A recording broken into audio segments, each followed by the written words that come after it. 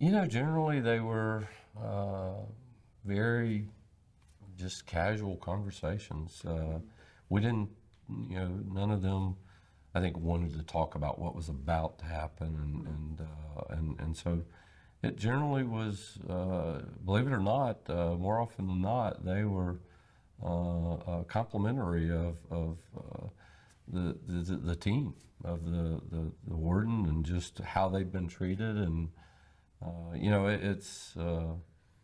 and there's some degree of you talk to some of them, and one of the things we do as part of the execution is purchase an inexpensive suit that is sent with them to the funeral home after the execution is,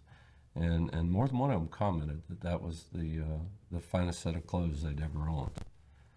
and had never owned a suit or a necktie, and so it's those kinds of conversations that I've often said as I go out and speak that I think as we try to look at inmates and the decisions they make that lead to them being in prison, and I don't want to misinterpret. I'm still tough on crime. I think those that commit crimes have to be held accountable for that. But I think probably one of the biggest things I've seen here is I never really quite looked at it from a perspective of someone that maybe didn't even know who their father was, and maybe didn't even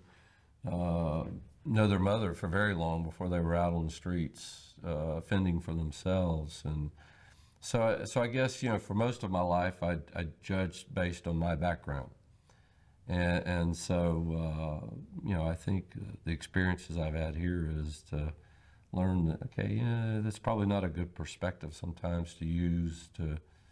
at least sit in judgment of why they are the way they are, because they didn't have the benefits that many of us have. I grew up with, a family. I grew up with a sister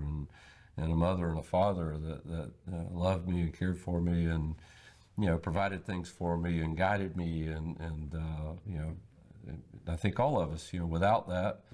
probably at some point in our lives might have made a turn that very well could have taken us down that road.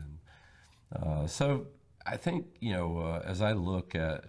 the lessons learned personally here, and I've said this many times, that I think the good Lord played a hand in sending me to the Department of Corrections to